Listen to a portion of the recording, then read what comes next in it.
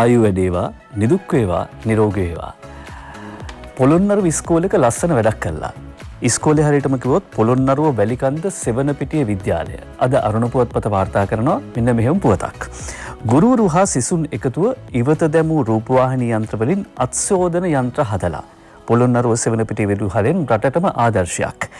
ඒ අනුව පාසල් වල මේ කටයුතු සඳහා කොරෝනා වලින් පස්සේ සංවර්ධන කටයුතු යටිතල පහසුකම් වලට දෙන මුදල් පාසලේ වෙන සංවර්ධන කටයුතු වලට යොදවන අතරේ දරුවන්ගේ අත් සෝදන්න ඉවත දැමූ රූපවාහිනී යන්ත්‍ර ප්ලාස්ටික් බූලි සහ බටයෝ දාගෙන මේ අපූර්ව උපකරණ නිර්මාණය කළා තිබෙනවා විද්‍යාල විදුහල්පති ඩී.එම්. ධර්මරත්න මහත්මයා ඇතුළු ගුරුවරුන් සහ තාක්ෂණ වේදේ ඉගෙන ගන්න සිසුවියන්ගේ සහභාගීත්වය ඇතිව.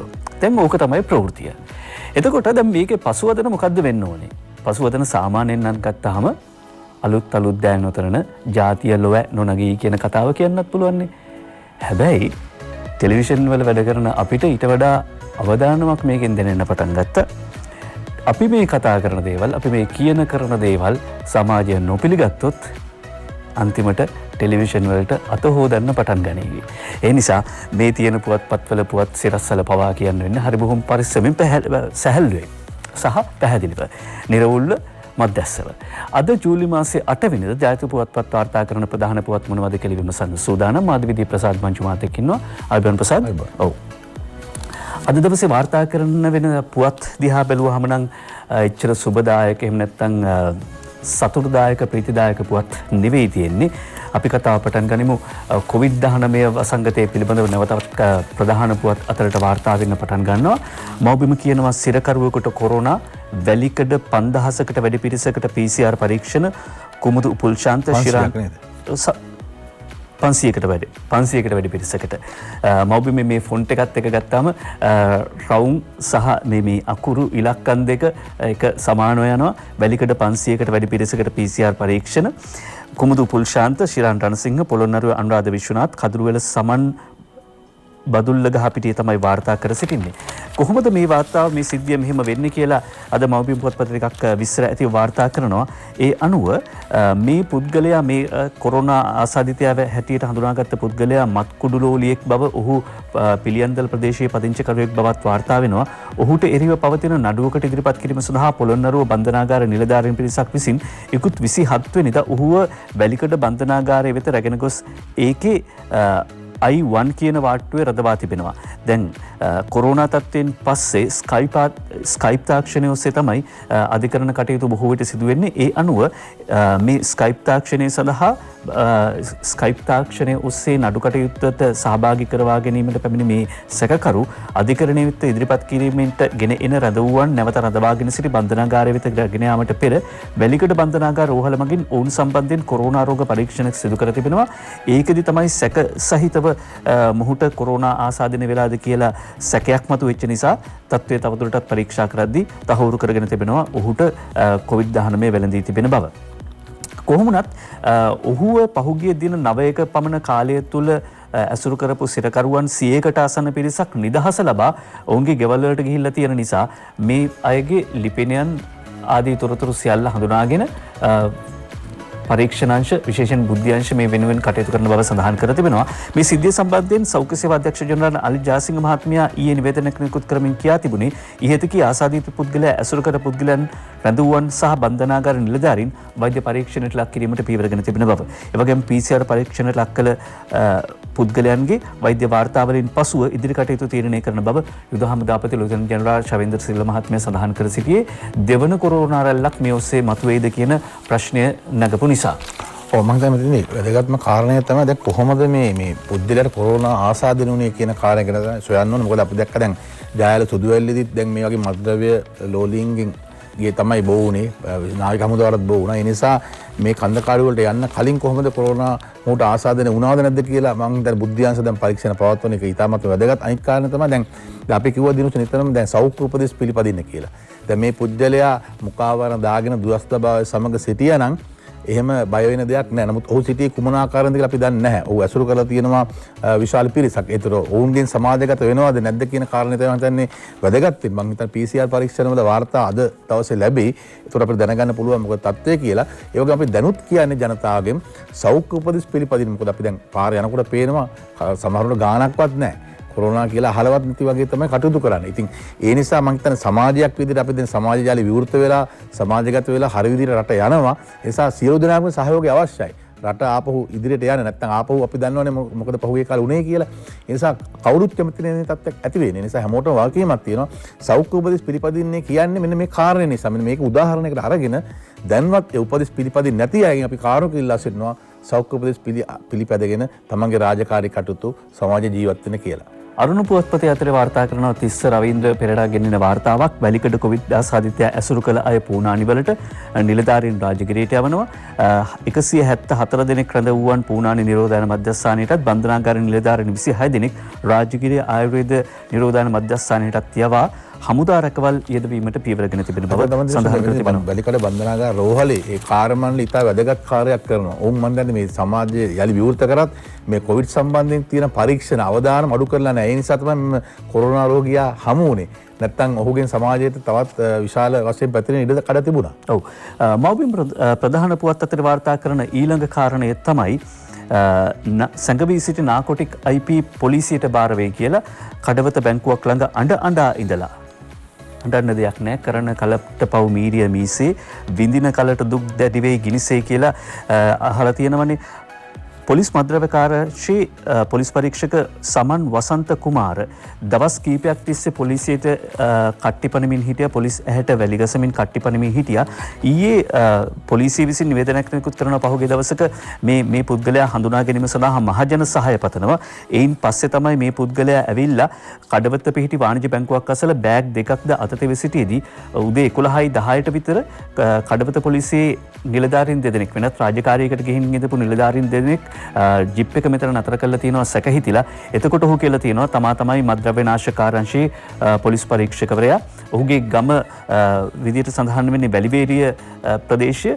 කොහොමුණත් බෙහෙරවත්ත කංකා නම්ලාගේ සමන් වසන්ත කුමාර නැමැති මේ පොලිස් පරීක්ෂකවරයා සම්බන්ධයෙන් ත්‍රස්තවාදයේ වැළැක්වීමේ තාවකාලික විධිවිධාන පනත යටතේ රහස් පොලිසිය මගින් ඉදිරි විමර්ශන කටයුතු සිදු කරන බව පොලිස් මාධ්‍ය ප්‍රකාශක ජ්‍යෙෂ්ඨ පොලිස් අධිකාරී නීතිඥ ජාලී සේනරත් මහත්මිය පවසා තිබෙනවා. මේ ජාවාරමට අදාළව සිදු කළ විමර්ශනවලදී පොලිස් පරීක්ෂක වසන්ත කුමාර සංගවා තිබූ ඔහුට අයත් රුපියල් ලක්ෂ 11ක පමණ මුදලක් සහ පිස්තෝලයක් රහස් පොලිසිය විසින් සොයාගෙන තිබෙනවා. දැන් ඇතැම් පුවත්පත් මොහුව හඳුන්වන්නේ මේ මහා කුඩු ජාවාරමේ මහා මොර කළු කියලා. මහා මොලකරු කියලා තමයි වාර්තා වෙන්නේ. නාකොටික් කුඩුමගඩියේ මහා මොලකරු සැකකරු ඔහු බාර වුණා කියලායි සඳහන් කරන්නේ. මොකද තාම අපිට මේ එහෙම පෙර නිගමනට එන්න බෑ. මොකද මොහුගෙන් ප්‍රශ්න කිරීම වලදී මීටත් වඩා මහා මොලකරුවන් ඉන්නවද දන්නේ නැහැ නේද? ඔව්. දැනට වාර්තා කරන තත්ත්වය අනුව මේකයි මං කිව්වේ ඒකයි දැනට පුවත්පත් වාර්තා කරන්නේ මේ තමයි මහා මොලකරු කියලා. මොකද එහෙම කියන්න හේතුව තියෙන්නේ මොහු තමයි අර ජානක කියන පුද්ගලයා එක්ක. එහෙම නැත්නම් මේ පුද්ගලයා විශේෂයෙන්ම මේ දැනට මාකදුරේ මදුෂ්ගේ සමීපතම ගෝලයෙක් වන ගිහාන් ෆොන්සේකා එක්ක දිග කාලයක් තිස්සේ සම්බන්ධකම් පවත්වලා තියෙනවා. ඒතකොට ගිහාන් ෆොන්සේකා තමයි දුරකථනයෙන් මේ පුද්ගලයාට උපදෙස් දෙන්නේ කොහොමද මොකද කරන්න ඕනි කියලා. ඒ අනුව මහා මොලකරු කියලා මේ පුද්ගලයා හඳුන්වන්නේ ඔය ආందోලනාත්මක නැත්නම් කුඩු කිලෝ 243ක් අත්අඩංගුවට ගන්න කියලා මුහුද මැදට ගිහිල්ලා ට්‍රෝලර් වලින් ඊට පස්සේ ඒකේ කොටසක් අරන් ඇවිල්ලා කොටසක් පාතාලයට විකුණලා මේ සැලසුමදියත් කරේ විතරක් නෙමෙයි මාධ්‍ය හමුවේ පෙන්නලා මෙන්න අපි කුඩු අත්අඩංගුවට ගත්ත කියලා මේ ක්‍රියාන්විතයේ සැලසුම් කරන්නේ ඔහු සහ ඒ පොලිස් කණ්ඩායමේ ස්ථානාධිපතිවරයා විදිහට කටයුතු කරන්නේ ඔහු.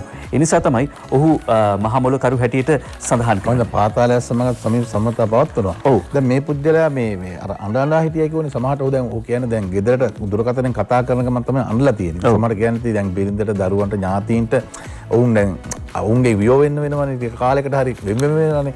ඒ දුකට වෙන්නේ නැති ඉතින් අඬන්නේ නැත්te. නමුත් හිතන්න තිබුණා දැන් මේ මත්කුරු නිසා කී දෙනෙක් අම්මලා තාත්තලා දෙමව්පියන් ඥාතින් අඬනවද මේ දරු පරපුර විනාශ වෙන නිසා. ඒ නිසා ඒ ගැන හිතුවනම් මොහුට මේ වගේ අඬන්න වෙන්නේ නැහැ. අහසෙත් නැත පොළොවෙත් නැත සැඟවිය හැකි තැනක් පව් පල දෙන විට දුවනට මුහුදෙත් නැත ඉඩක් කියලා ගීතයක් තියෙන ඒක ධම්මපදයෙන් එන්නේ ආරම්භය. කොහොමුණත් අද මව්බිම් පුවත්පත ඊළඟට වාර්තා කරන තවත් කාරණයක් තමයි නොම්බර 1 පාතාල කිරුමා බැබා අතුරුගිරියේදී අත්අඩංගුවට මේ ළඟපා තමයි ඔක්කොම ඉඳලා තියෙන්නේ. චාමර අමරසූරිය මාළමේ රාජිකා රණසිංහයි මව්බිමට වාර්තා කර සිටින්නේ. මේ සියලු කටයුතු සිදු වෙන්නේ මේ වෙනකොට පාතාලයේ සහ බන්ධනාගාර ආශ්‍රිතව ක්‍රියාත්මක වන මත්ද්‍රව්‍ය ජාවාරම වැඩලීම සඳහා කරන කටයුතුත් එක්කම මේ මෙහෙයුම් එක දැනට විදේශ රටක සැඟවී සිටින පාතාල නායක අංගොඩ ලොක්කාගේ සහ අතුරුගිරියේ ලඩියාගේ ප්‍රබල ගෝලයෙකු වන ක්‍රිෂාන් නිලංග දාබරේ අවුරුදු 26 වයස හෙවත් බැබාන මත අතුරුගිරියේ ශාන්තාලෝකගම් ප්‍රදේශයේ පිහිටි අර්යානා මහල් නිවාස සංකීර්ණය අසලදී පොලිස් විශේෂකාර්ය බලකාය බුද්ධි කොට්ටාසේ නිලධාරීන් විසින් අත්අඩංගුවට ගත්තා. එතකොට දැන් කොළඹ ඇතුළු තදාසන්න ප්‍රදේශවල හෙරෝයින් සහ අයිස් මත්ද්‍රව්‍ය අංගොඩ ලොක්කාගේ හා ලඩියාගේ උපදෙස් මත බෙදා හැරීමේ ජාලය මේ සැකකරු විසින් තමයි ක්‍රියාත්මක කරලා තියෙන්නේ. ඒ විතරක් නෙවෙයි අතුරුගිරිය ප්‍රදේශයේ ඉදිවන මහල් නිවාස සංකීර්ණී සහ හෝටල් ව්‍යාපෘති සඳහා මෑන් පවර් සේවාව හරහා එම වැඩබිම් වලට කම්කරුවන් බලයෙන් යෙදවීමේ වැඩපිළිවෙලද මොහු විසින් මෙහෙවා ඇතැයි සඳහන් කරනවා. එතකොට අපි දන්නවා මේ වැඩබිම් වලට යොදවන පුද්ගලයන් බොහෝ දෙනෙක් මත්කුඩු වලට ඇබ්බැහුවන් බව සමාජ පරීක්ෂණ සමීක්ෂණ වලින් හෙළි වී තිබෙනවා. එතකොට මේ ජාවාරම කොහොමද යන්නේ කියලා පැහැදිලි. කොහොමුණත් මේ පුද්ගලයා ඉදිරි ලබන 20 වෙනිදා දක්වා රක්ෂිත බන්ධනාගාරගත කරන ලෙසට අධිකරණයේ නියෝග කළ තිබෙනවා. මේ අතරතුර දැනට බන්ධනාගාරගතව සිටින අපරාධකල්ලි සමාජිකයෙක් වන ගගන නැමැත්තගේ ගෝලයෙක් කියලා හඳුන්වන මහරගම බුබුලත් තියුණු ආදියක් එක්ක පොලිසිය විසින් අත්අඩංගුවට ගත්තා. දැන් මේ අත්අඩංගුවට ගැනීම වලදී සාමාන්‍යයෙන් සිද්ධ වෙන දේ තමයි බලයේ ඉන්න දේශපාලන පක්ෂයට හිතවත් මැර කණ්ඩායම් අත්හැරලා ඉතිරි අයව අත්අඩංගුවට ගන්න එක. ඒක තමයි පහුගිය කාලේ බොහෝ විට අපි දැක්ක දේවල්. ඔය අනුර හොරේෂස් මහත්මයා ලියපු ගිනිඅවි සහ ගිනිකෙලි වගේ පරිශනාත්මක කෘතිවල ඒවා සඳහන් වෙනවා. හැබැයි මෙන්න මේ කාරණාව මව්බිම අවධාරණය කරනවා 2018 වසරේ මාර්තු 26 වෙනි දින මාළමේ ජෝතිපාල මාවතේ පිහිටි හිටපු පාර්ලිමේන්තු මන්ත්‍රී සුජීව සේනසිංහ මහතාගේ ලේකම්වරයෙකුගේ නිවසකට වෙඩි තැබීමේ සිද්ධිය ප්‍රධාන සැකකරුවන්නේද බැබා.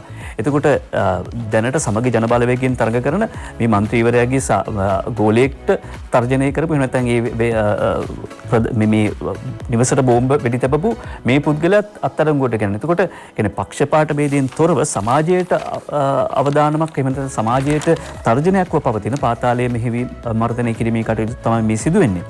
ඊළඟට අද මව්බිම් පුවත්පත වාර්තා කරනවා රුසියානු තරුණියට අතවර කළ 5 දෙනා රිමාන්ඩ් කියලා වහාම ක්‍රියාත්මක වෙලා තියෙනවා. පැය 24ක් යන්න කලින් ක්‍රියාත්මක වීම පිළිබඳව මේ රුසියානු තරුණිය පොලිසියට සහ විශේෂයෙන්ම රජයට ස්තුතිය පළ කළා. ඒක සමාජ මාධ්‍ය ඔස්සේත් ඔබ දකින්න ඇති. එතනදී මේ සංචාරක පොලිසිය වලට මම හිතන වගකීමක් තියෙනවා. අපි ස්ථාන වලට සංචාරක පොලිසිය නැවතත් මම හිත ස්ථාපිත කරන්න ඕන. පසුගිය කාලය තුල ඒක තරම් අවධානය ලක්ුන්නේ නැහැ. මොකද 2015ට පෙර තිබුණා ඔය ගාලුමෝදර පිටියේ තිබුණ ආරක්ෂිත ස්ථාන. ඒ වගේම සංචාරක පොලිසි ස්ථානගත කරලා තිබුණා. ඒ වගේම ශ්‍රී ලංකා වරාය අධිකාරිය ආරක්ෂකයින් හිටියා. නමුත් 2015න් පසුව ඒ ගෝල්ෆේස් අවුට භූමිය ඊතරම් හොඳින් නඩත්තු කටයුතු සිදු වුණේ නැහැ. ආරක්ෂක නිලධාරීන් ඊතරම් ස්ථානගත වුණේ නැහැ.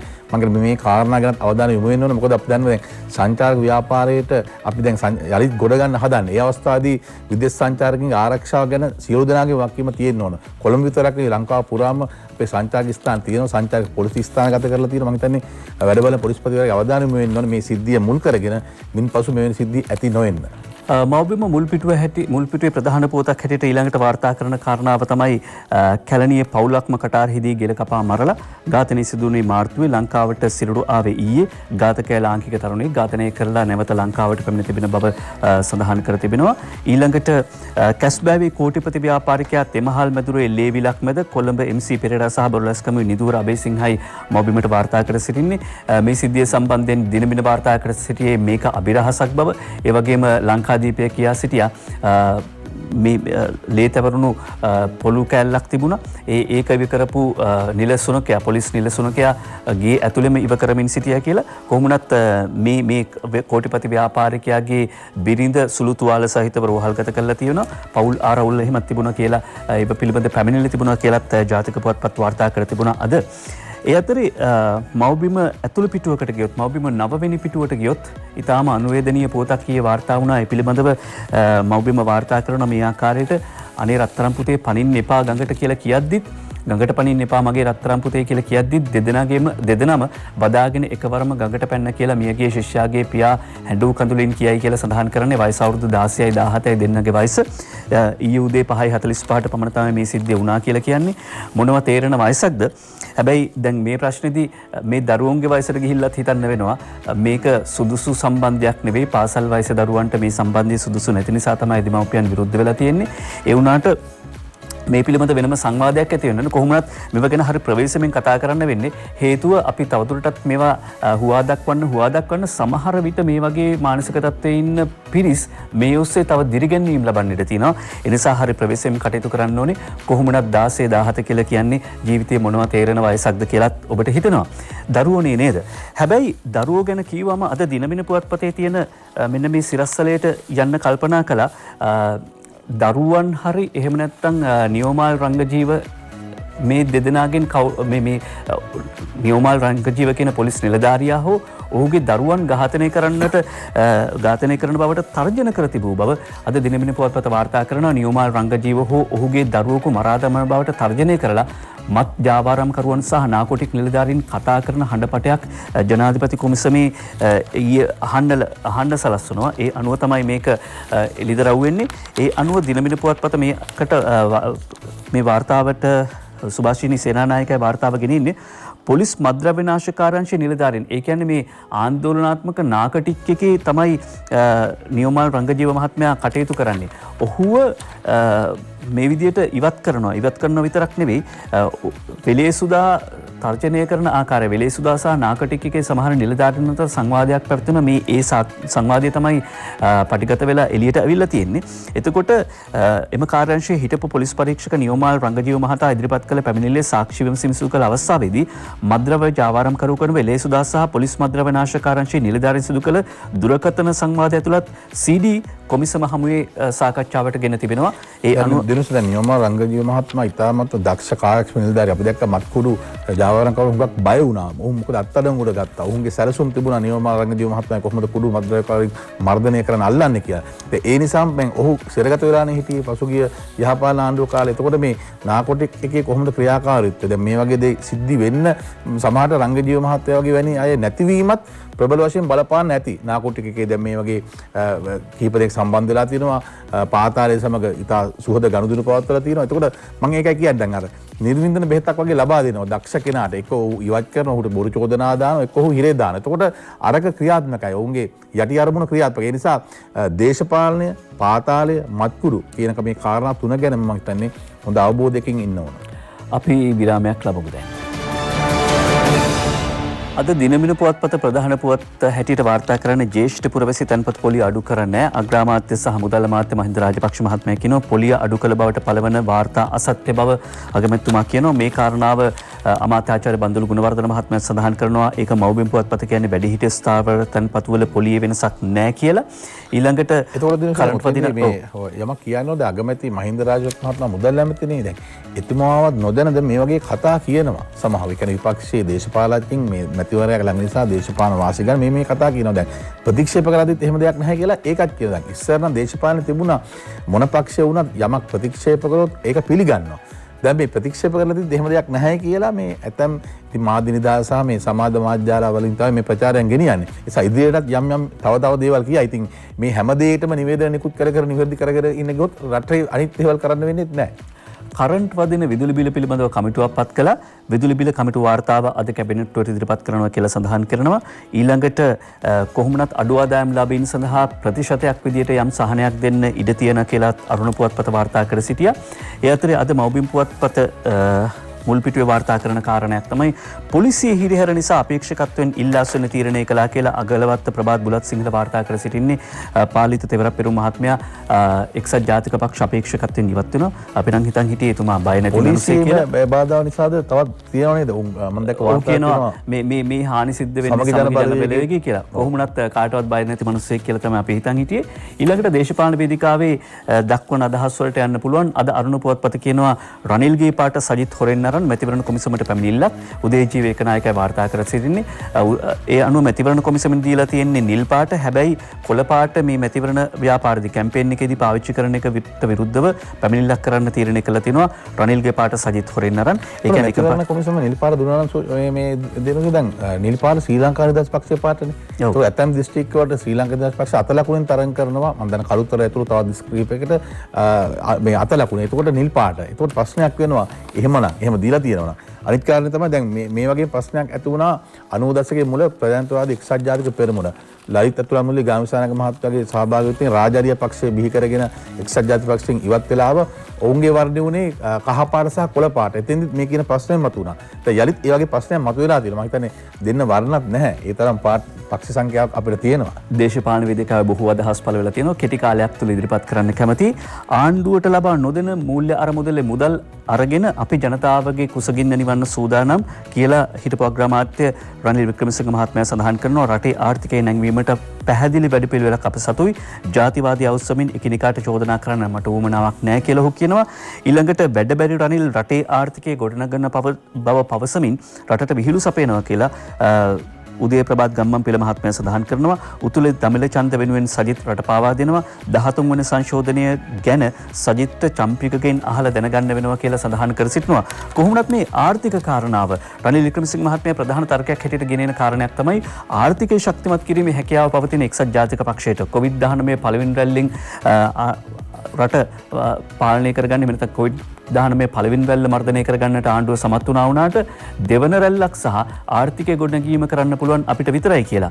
මේකට අරුණ පුවත්පත විශේෂාංග ලිපියක් අද සාකච්ඡාවක් පළ වෙන මහාචාර්ය මිල්ටන් රාජරත්න මහත්මයාගේ ලෙඩක් දුකක් තිබුණේ නැති යහපාලන කාලේ ආර්ථිකය බිඳවැටීම තමයි ලොකුම අර්බුදය කියලා. ඒ කියන්නේ COVID-19 නෙවෙයි ලංකාවේ ආර්ථිකයේ පහුගිය අවුරුදු 5 බලපාලා තිබිච්ච යහපාලන උවදුර 105කට වැඩිය ඉහළ ආර්ථික මට්ටමක් තිබුණු ආර්ථික වර්ධන වේගයේ ඒ උවදුර හින්දා ක්‍රමානුකූලව කඩා වැටුණා. 2019 අවුරුද්ද අවසාන වෙද්දී අපේ ආර්ථික වර්ධන වේගය 2.3% දක්වාම පහළ වැටුණා. ඉතින් 2015 ඉඳලා 2020 වෙනකල් කොරෝනා උවදුරට වැඩිය උවදුරකින් අපේ ආර්ථිකය බැටකාපු බවක් තමයි මට පේන්නේ. කිසිම ස්වාභාවික උවදුරක් නැතිවත් අපේ ආර්ථිකය මෙච්චර බිඳ වැටුණා නම් ඒක මේ කොරෝනා වලටත් වඩා දරුණු උවදුරක් නොවේද කියලා මහාචාර්ය මිල්ටන් රාජරත්න මහත්මයා විමසා සිටිනවා. මේ අතරේ රට හමුවේ ඇති අභියෝග ජයගන්න ශක්තිමත් පාර්ලිමේන්තුවකට වරමක් දෙන්න කියලා පුත්තලමේ සංචාරයේදී ජනාධිපති ගෝඨාභය රාජපක්ෂ මහත්මයා ඡන්දදායකයන්ගෙන් ඉල්ලා සිටිනවා. මත් උවදුරු රටින් තුරන් කිරීමට පියවර ගැනීම ගැන ජනපතිට ප්‍රසාදය පළ වෙනවා. ඒ අතරදී මහින්ද රාජපක්ෂ මහත්මයා කියනවා ගෝඨාභයට වැඩ කරන්න ඉඩ දීලා අපි දේශපාලනය කරමු කියලා.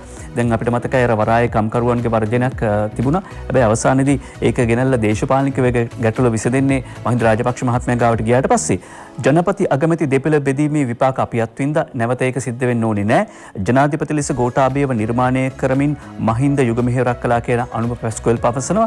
ජනාධිපතිගේ ගමන ශක්තිමත් කිරීමට පොහොට්ටුවට බහුතර පාර්ලිමේන්තු බලයක් අවශ්‍යයි කියලා මැදගම ධම්මානන්ද ස්වාමීන් වහන්සේ සඳහන් කරන්නේ. මහින්ද මෙහෙවර කූට ප්‍රාප්තිය කරා මහින්ද උපකාර යුතුයකම උළෙලෙදී. ඒ වගේම මව්බිම් පුවත්පත් වාර්තා කරනවා මේ ගමන යන්නේ ගෝඨාභය මහින්ද බැසිල් එකමුතුවයි. ජනාධිපතිගේ වැඩ ගැන බහුතර ජනතාව තෘප්තිමත්. සෞභාග්‍ය දැක්ම ක්‍රියාවට නැංවීමට නම් පාර්ලිමේන්තුවේ බහුතර බලයක් ඕනේ. ජවිප 2015 වෙදී මහින්ද රාජපක්ෂව පරාජය කරන්න එක්සත් ජාතික පක්ෂයට සහාය දුන්නා. රනිල්ල තමයි බලයේ ඉඳිද්දී හොරු නිර්මාණය කළේ කියලා ඊයේ ශ්‍රී ලංකා පොදුජන පෙරමුණේ මාධ්‍ය සාකච්ඡාවේදී දැක්වෙන අදහස්. ඊළඟට ජාතිවාදියා ද්‍රෝහියා හඳුනා ගන්න මහින්ද කණ්ණාඩි ඉස්සරහට ගියොත් හොඳයි කියලා සඳහන් කරන්නේ සමගි ජනබලවේගයේ නායක සජිත් ප්‍රේමදාස මහත්මයා. සමගි ජනබලවේගයේ දිව දෙකේ දේශපාලනය කරන්නේ නැහැ. අගමැතිවරයා දැන්වත් වෛරී දේශපාලනයෙන් ඉවත් විය යුතුයි කියලා ඔහු සඳහන් කරනවා. ඊළඟට ආචාර්ය නාලක ගොඩහේව මහත්මයා සඳහන් කරනවා යහපාලන ආණ්ඩුව රටට කළ සතුරුකම් අපමණයි කියලා. ජනපති යන ගමනට ශක්තියක් වන්නට ශක්තිමත් ආණ්ඩුවක් අවශ්‍යයි කියලා ඔහු සඳහන් කර සිටිනවා. ඒ අතරේ අද ජාතික පුවත්පත් කිහිපයක්ම වාර්තා කරන තවත් දේශපාලන ප්‍රකාශ එහෙම තියෙනවා. මේ අතරේ අපිට පුළුවන් අද මව්බිම මුල් පිටුව සහ විශේෂයෙන්ම අරුණ මුල් පිටුවේදී සඳහන් කරන කාරණාවක් තමයි ආචාර්ය හර්ෂවර්ධන සිල්වා මහත්මයා සඳහන් කරනවා මාස 4කදී රට තවත් කෝටි ලක්ෂයක ණයකාරයෙක් වෙලා කියලා. මාස 4ක කාලයකදී රට තවත් කෝටි ලක්ෂයක ණයකාරයෙක් වෙලා කියලා ඔහු චෝදනා කරනවා. මේ අතරේ අපි ඉක්මනින්ම පුළුවන් අපිට මේ අනිකුත් පුවත් සිරස්තල වලට අවධානය යොමු කරන්න. මව්බිම් පුවත්පත ඒ වගේම අරුණ පුවත්පත විශේෂයෙන්ම සඳහන් කරන කාරණා අපි දේශපාලන වේදිකාවේදී සඳහන් කරන්න පුළුවන්. ඒ අතරේ වෙලාව බැලුවේ දේශපාලන වේදිකාවේ දක්වන අදහස් වගේම අපි මව්බිම පුවත්පත මුල් පිටුවට ගියොත් නැවත වතාවක් මව්බිම මුල් පිටුවේ වාර්තා කරන පුවත් කිහිපයක් තියෙනවා. ඒ වගේම අරුණ මුල් පිටුවේ වාර්තා කරන පුවත් කිහිපයක් තියෙනවා. දැන් මේ තත්ත්වයත් එක්ක දැන් විශේෂයෙන්ම මේ කොවිඩ් දෙවන රැල්ලක් මතුවේද කියලා සමාජයේ කතාබහක් ඇති වෙද්දී අද අරුණ පුවත්පත කියනවා මැතිවරණයේදා කොවිඩ් හුදකලා කිරීමක් කරන්න වුණොත් කරන දේ ගැනත් හිතයි කියලා හදිස්සියවත් ලොක්ඩවුන් කරන්න වුණොත් සමහර ප්‍රදේශ ඒකෙදි මොකද්ද කරන්න කියලා තීරණය කළ තිබෙනවා. තිස්රාවීන්ද්‍ර පෙරේරායි වාර්තා කර සිටින්නේ. ඒකම දැන් නිරෝධායන මධ්‍යස්ථානවල ඉන්න අයටත් ඡන්දය භාවිතා කිරීම අවස්ථාව ලබා දෙන පහසුකම් සලසන්නේ මැතිවරණ කොමිසම සභාව තීන්දුව කරලා තියෙනවා. මොකද විදේශ රටවලන් ඉන්න පැමිණෙන සති දෙකක් නිරෝධායන ඉන්න නිසා. ඒ ගැන ගැටලුවක් ඇති කරගන්න අවශ්‍යත් නැහැ එතකොට. ඊළඟට අරුණ මුල්පිටි වාර්තා කරන තවත් කාරණයක් තමයි සුකාගෙන් වන්දි ඉල්ලූ සලයට එරෙහිව මානව හිමිකම් සංවිධාන 60ක්. ඒ කියන්නේ තිස්රාවීන්ද්‍ර පෙරේරා මේ වාර්තාව ගෙන එන්නේ අරුණ පුවත්පතට. මේ වාර්තාව අනුව අපි පහුගිය දවසකත් වාර්තා කළා ජස්මින් සුකා වෙනුවෙන් ඉදිරිපත් වෙච්ච මානව හිමිකම් සංවිධාන 60ට ජාත්‍යන්තර මානව හිමිකම් වෙනුවෙන් පෙනී සිටින 180 දෙනෙකු අත්සන් තබා තිබෙනවා. මෙවැනි ලියවිල්ලකට මේ ජාත්‍යන්තර සංවිධාන අත්සන් තබා තිබෙන්නේ යස්මින් සුකා විසින් මේජර් ජෙනරාල් සලේට විරුද්ධව ඉදිරිපත් කළ චෝදනා අසත්‍ය බවට සනාථ වීමෙන් පස්සේ මොනවද මේ චෝදනා? මේ චෝදනා අතර තිබුණා කොටි පාලන ප්‍රදේශයේ සිට හමුදා අත්අඩංගුවටපත් වූ වෛද්‍ය වර්ධරාජා තුරේරාජන්ට වදහිංසා පැමිණවීම සහ සන්ඩේ ලීඩර් ප්‍රධාන කාර්යතුරු ලසන්ත වික්‍රමතුංග ඝාතනයට නැගුණු චෝදනා. මේ කාරණාවලට ඔහු වැරදි කර නොවේ කියලා තහවුරු වෙලා තියෙද්දි තමයි යස්මින් සුකා මේ විදියට මේජර් ජෙනරාල් සලේගේ උසස් වීමට එරෙහිව නිවේදනයක් නිකුත් කරමින් කටයුතු කළේ. එතකොට ඒකට එරෙහිව තමයි මේජර් ජෙනරාල් සලේ මහත්මයා මේ පියවර ගත්තේ. හැබැයි දැන් මේ එහෙම නැත්නම් මේ පියවර ගැනීම නිසා ඇයගේ කීර්තිනාමයට හානිවීම වගේම ඇගේ කීර්තිනාමයට හානි වෙනවා කියලා තමයි මේ මානව හිමිකම් සංවිධාන 60ක් මේ විදිහට අත්සන් කරලා තියෙන්නේ. එතකොට මේජර් ජෙනරාල් සලේට මානව හිමිකම් නැද්ද කියන ප්‍රශ්නේ තමයි ඊළඟට මතුවෙන්නේ. දැන් ওই කාරණය දැන් පසුගිය කාලෙත් එක්සත් ජාතීන්ගේ මානව හිමිකම් සංවිධානයේ අපි දැක්කා රටවල් කිහිපයකින්ම මේ සම්බන්ධයෙන් කතා කරද්දී දැන් මේ වගේ මානව හිමිකම් සංවිධාන, රාජ්‍යන සංවිධාන, මේ ඩයස්පෝරාත් එක්ක සම්බන්ධ සංවිධාන ආයතන පෙළ ගැහුණා. ඒ කණ්ඩායම තමයි දැනුත් මේ පෙළ ගැහිලා සිටින්නේ. ඉතින් මේක අරුමයක් නෙවෙයි. මොකද මේක තමයි එන්නේ. ඉතින් අපි දැනගන්න ඕන ශ්‍රී ලංකාව වෙනුවෙන් හඬනගර සංවිධාන මදි. දැන් පහුගිය කාලේ ටිකක් වැඩි වෙලා තියෙනවා. ඉතින් අපිත් එකමුතුව ශ්‍රී ලාංකිකින් විදිහට මුළු ලෝකෙම ඉන්න අපේ රටවල් වල ඉන්න ශ්‍රී ලාංකිකින් එකතු වෙලා සංවිධාන හදලා මේදී හඬ නගන්න ඕන. අවස්ථාව ගන්න ඕන. කාලය ගන්න ඕන. එතෙන්දී තමයි අපිට මේ ඔවුන්ගේ දුර්මත දුරලන්න පුළුවන් වෙන්නේ. මේ අතරේ උතුරේ පිපිරීම් සහ ඒ වගේම අවියාජ අත්අඩංගුවට ගැනීම මෙහෙමත් වාර්තා වුණා. අද අරුණ පුවත්පතට තිස්රාවීන්ද්‍ර පෙරේරා වාර්තා කර සිටියා උතුරේ පිපිරීම් ගැන ආරක්ෂක අංශ දැඩි අවධානයක් යොමු කරලා තිබෙනවා. මොකද පුනරුත්ථාපනය වෙච්ච හිටපු LTTE සමාජිකයන් සමහරු කොටිස් ඩයස්පෝරා විසින් බ්‍රේන් වොෂ් කරලා මොළ හොදලා නැවත වතාවක් ත්‍රස්තවාදය කරා තල්ලු කරමින් සිටින නිසා ආරක්ෂක අංශය පිළිබඳ දැඩි අවධානයෙන් ඉන්න බව. උගල කළු කොටි දිනය සහ මහා සමරුම සමරන්න වගේ සූදානමක් තමයි මේ වෙන්නේ කියලා තමයි බුද්ධ්‍යංශවල වාර්තා වෙලා තියෙනවා. අපි දැකද කාන්තාන් කුඩියේදී අර යතුරු පැදි පිපිරීමේ අත්හදා බැලීම. ඒ නිසා ඒදී ක්‍රියාත්මක වුණා නම් ඒ අවස්ථාවේ ආරක්ෂක අංශ අපිට ඒක බුද්ධ්‍යංශ ලබා දුන් තොරතුරු ක්‍රියාත්මක වුණා නම් අපිට පාස්කු විරුද්ධ ප්‍රහාරය වළක්ව ගන්න. ඒ නිසා අපි කියනවා නියපොත්තෙන් කඩන තියෙන දේ පොරවෙන් කඩන්න එපා කියලා. ඒ නිසා දැන්ම මේ සඳහා අවධානය යොමු කරන්න ඕන. අද අරුණ පුවත්පත මුල් පිටුවේ වාර්තා කරන පුවත්පත් කිහිපයකම තිබුණා පාස්කු ප්‍රහාරයේ පොලිසියේ නඩුගුණ 78ක්ම අසම්පූර්ණයි කියලා. 78ක්ම අසම්පූර්ණයි. නීතිපතියි දැන් 38. ඔව්. නීතිපති පොලිස්පතිට හරවල යවලා තියෙනවා විශාල රත්නකාරයි වාර්තා කරලා වෙලාම නැහැ වගේ. ඒ අනුව අපි ප්‍රවෘත්ති ටිකක් කියමු. ඊයේ දවසේදී පාස්කු කොමිසමේ වාර්තාව අනාවරණය කරනවා 2015 ආණ්ඩු මාරුවෙන් පස්සේ ජාතික බුද්ධි ප්‍රදානී තනතුර මාස 7ක් හිස්ව තිබුණා. මාස 7ක් හිස්ව තිබුණා කියලා යුද හමුදා බුද්ධි ප්‍රදානී කීයේ කොමිසම හමුවේ සඳහන් කර සිටිනවා. පොලිසිය ආරක්ෂක අමාත්‍යාංශයෙන් ඉවත් කිරීම ජාතික ආරක්ෂාවට බලපෑවා. විශේෂයෙන්ම 2015 පස්සේ මේ සිවිල් සංවිධාන එහෙම නැත්නම් රාජ්‍ය නොවන සංවිධානවල උවමනා මත තමයි පොලිසිය රාජ්‍ය ආරක්ෂක අමාත්‍යාංශයෙන් ඉවත් කෙරුණේ. එතකොට ඒ පොලිසිය රාජ්‍ය ආරක්ෂක අමාත්‍යාංශයෙන් ඉවත් කිරීම ජාතික ආරක්ෂාවට ඉතාම අහිතකර අන්දමින් බලපාපු බව යුද හමුදා බුද්ධි ප්‍රදානී කීයේ කොමිසම හමුවේ අනාවරණය කළා. IS ත්‍රස්ස ප්‍රහාරයේ තිබෙන අනතුර මෙහෙම අනතුරක් තියෙනවා කියලා එවක ඇමති සාගලට වාර්තාවක් දුන්නා. හැබැයි ක්‍රියාත්මකුනේ නැහැ කියලා මේ සැකකරු තවදුරටත් ප්‍රකාශ කර සිටිනවා. බුද්ධි ප්‍රදානයේ තනතුරක් කියන්නේ දිනුෂ ඉතා වැදගත්ම දෙයක් රටේ තියෙන තනතුරක්. එතකොට ඒ තනතුර මාස 6ක් නැහැ කියන්නේ මොන වගේ දෙයක් වෙන්නේ නැද්ද? අපි දන්නවා මේ බුද්ධි තනතුර කියන දේ දවසක්වත් ඒ තනතුර අවශ්‍යයි. මොකද බුද්ධි තනතුර පැයෙන් පැය එනවා, අප්ඩේට් වෙනවා, මේවා හරියට නිරීක්ෂණය කරන්න ඕන, අදාළ අංශ වලට දැනුවත් කරන්න ඕන. මුකුත් වෙන්නේ. අපි දන්නවා දැන් විදුහල්පතිවරයෙක් නැතුව කොහොමද පාසලක් මාස 6ක් තිබුණොත් හිතන්න. ඒ වගේ අනෙක් බුද්ධිංශ කඩාවැටීමේ ප්‍රධාන වගකීමක් තමයි මේ කියන්නේ. ඔව් අපි විරාමයට යන්න කලින් අරුණ පුවත්පත කියනවා දිල්රුක්ෂි ඩයස් විවිධ පුද්ගලයන්ට බොරු නඩු පටවලව යහපාලනයේ බලපෑම් මත යහපාලනයේ බලල් අතක් විදියට ඇය කටයුතු කළා කියලා හිටපු ඇමති රෝහිත බෝගුල්ලාගම කරන ප්‍රකාශය දේශපාලන පරිගණීම් පිළිබඳ සොයා බලන ජනාධිපති කොමිසම හමුවේදී ඊයේ අනාවරණය කරනවා. ඒ පුවතත් එක්කම ඒ වාර්තාවත් එක්කම අපි කැමති විරාමයක් ලබන්න. විරාමයෙන් පස්සේ නැවතම දෙන්න. අරුණ පුවත්පතේ පොලිටික්ස් සතිරේකයට ඕපා දූතයෙක් කෙනවා. මේ දූතය ඇවිල්ලා කියනවා පක්ෂ විපක්ෂ දෙපිලේම අභ්‍යන්තර ගැටුම් කියලා. එජාපේ ඩිජිටල් හමුවල ඇත්ත කතාව මොකද්ද? රැස්වීම් තිබ්බනම් සජිත්ගේ පිළේ පිරිස විසින් හූ කියන්න තිබුණලු. ඒ නිසා තමයි ඩිජිටල් රැස්වීම් වලට ගියේ කියලා කියනවා. ඒ වගේම හරින් ප්‍රනාන්දු කියාගෙන යනවලු මං කොහොමත් මන්ත්‍රී, මම ජාතික ලැයිස්තුවෙන් කොහොමත් මන්ත්‍රී වෙනවා කියලා. පක්ෂ දේශය කතා කරලා ඇහුවලු ඇයි මේ මෙහෙම කතා කරන්නේ? මද්දුම් බණ්ඩාර 37 නායක වගේ උදවේ කතා කරලා ඇහුවලු මේක කියන්න එපා. අපේක්ෂක 29ක් ඉන්නකොට ඔයා විතරක් කොහොමද මේක අනිවාර්යයෙන්ම කොහොමත් මන්ත්‍රී වෙනවා කියලා කියන්නේ කියලා. ප්‍රසන්න දයසිරි ගැටුම ගැන ජනාධිපතිටත් පැමිණිලි කියලා කියනවා. ජවිපේ සෙප්පඩ විජ්ජා ලාල්කාන්ත හෙලි කරයි කියලා කියනවා. ඒ කියන්නේ එකම සෙනග හැමතැනටම එක්කන් ගිහිල්ලා මාධ්‍ය හමුවේ පොඩි සංදර්ශන පවත්වපු සෙප්පඩ විජ්ජා පෙන්නුවා කියලා තමයි ලාල්කාන්ත මහත්මයා මේ පරණ අත්දැකීම් කියන්නේ. ඒ අතර අද අරුණ පුවත්පත වාර්තා කරනවා ලංකාවේ ප්‍රථම නිවුන් අලි උපත මින්නේරිය ජාතික උද්‍යානයෙන් කියලා.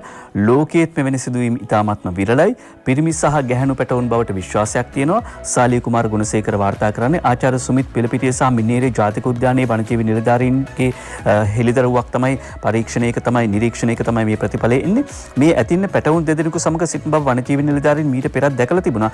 වීඩියෝ දර්ශන ආදීන් තවදුරටත් නිරීක්ෂණය කළා.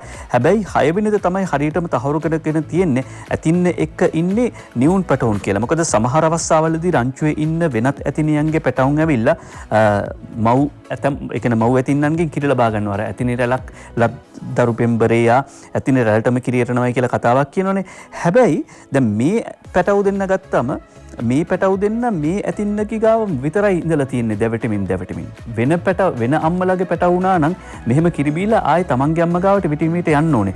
ඉතින් අන්න ඒ නිසා තමයි වෛද්‍යවරු නිරීක්ෂණය කරන්නේ මේ නිවුන් දරුවන් කියලා, නිවුන් අලි සිඟිත්තන් කියලා මින්නේරියෙන් වාර්තා වෙන්නේ. ඒ අතරේ අද අරුණ පුවත්පතම කියන දවස් 21ක් ඇතුළත මින්නේරියට උඩවලවට සංචාරකයන් 9506ක් ඇවිල්ලා තියෙනවා කියලා. අනේ නෑ ටිකක් ප්‍රවේශමෙන් යන්න වෙයි. දැන් නිවුන් දරුවොත් ඉන්නවා.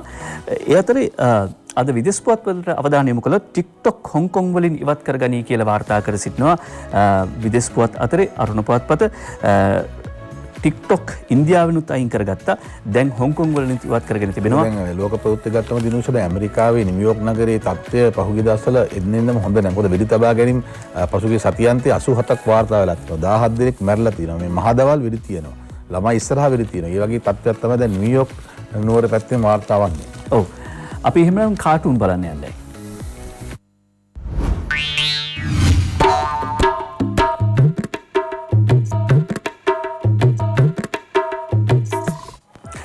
දර්ශනික කාටුනේ දිනමින පත්තරෙන් තෝරගන්නවා. අපි රට හදනවා කියලා ගිරිය පුප්පල කෑ ගහනකොට අනිත් පැත්තෙන් අහන ප්‍රශ්න තමයි මොකක් කඩලද රට හදන්නේ? දිනමින පුවත්පතේ දර්ශනික කාටුනේ තමයි රනිල් වික්‍රමසිංහ මහත්මයා අපි රට හදනවෝ කියලා කෑ ගහද්දි මොකක් කඩලද රට හදන්නේ කියන එකයි අපිට තියෙන ප්‍රශ්නේ. මෙන්න අරුණ පුවත්පතට හසන්ත විජේනායක කාටුනයක් අඳිනවා. චූම් පෑන් වෑන් රථයක් යනවා. පදවගෙන යන්නේ මං හිතන්නේ සජිත් ප්‍රේමදාස මහත්මයා මේ පාන් රාත්‍රියේ ගහලා තිනවා රුපියල් 20000 කියලා. මම හිතන්නේ රුපියල් 20000ක් ලබා දෙනවා කියවනේ. මියුසික් එකක් දාගෙන ඔන්න යනවා චූම්පාන් වෑන් රථය. දිනමිනේ ගිනිකසේ ගජමන්නෝනගේ කවිය තමයි මේ. සජිත් නිවන්නට කුසගිනි විහිළු කළා. ඉතින් බඩ පුරෝ ගත්තැකි hina වෙලා. නැවතත් කරලියට ඇවිදින් විජය කලා. අරන් යන්න වෙයි වපුරපු දෙයම නෙලා. මෙන්න දිනමින පුවත්පතට ශ්‍රීකාන්තගේ ශ්‍රී දූපත දෙපසක් යනවා. හර්ෂද සිල්වා දැන් කියනවා බං රුපියල් 20000 හැමදාම හැමෝටම දෙනවා කිව්වේ නෑ කියලා. ටෙලිෆෝන් එකේ වයර් මාරු වෙලාද කොහෙද සර්? ඔය කියලා තියෙන්නේ ඡන්දෙන් පස්සේ කියන්න ඕන කතාවනේ.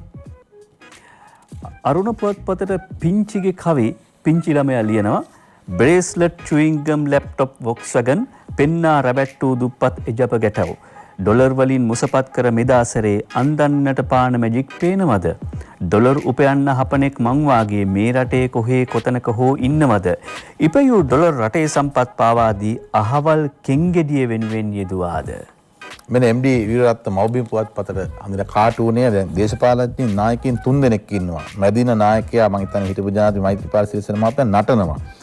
බෙර ගහනවා අගමැති මහින්ද රාජපක්ෂ මහතා බලාගෙන ඉන්නවා රනිල් වික්‍රමසිංහ මහත්මයා. අරයා ආව මාව නටවන්න කියලා රනිල් වික්‍රමසිංහ මහත්තයා ගැන තමයි කියන්නේ. හැබැයි නටමින් තමයි මේ දේ දැන් කියන්නේ මෛත්‍රීපාල සිරිසේන මහත්තයා. අපි නිම කරන්න කැමති රංචගොඩ ළමයා කටකහනවට කියන කවි දෙකෙන් අරුණ පුවත්පතයි මේ කටකහනවට කියන කවි සටහන් කරන්නේ පාස්කු ප්‍රහාරය සහ පලි ගැනීම් ගැන සොයා බලන ජනපති කොමිසමේ වාර්තා කීවා බලන කල හොඳ හැටි පැහැදිලි වේ නීතිය එදා ගොස් තිබු හැටි බල්ලාට බල්ලනි පල්ලනි තරහ අවසර කිව්වොත් එහෙම උඹලට තිබේ ගෞරවයක් උන්ට වඩා අවනීතියම රජ කර වූ එහෙම කලක් කිසි පිටුවක නැත ලක් ඉතිහාස පොතේ ආයි අපි මේ පිටු ලියනවද තීරණය ඔබ සහ මා අතේ අවධානයෙන් ඉන්න අවදානම හැමතැනම ඔබට නිරෝගිමත් සුබ දවසක් ආයුබෝවන්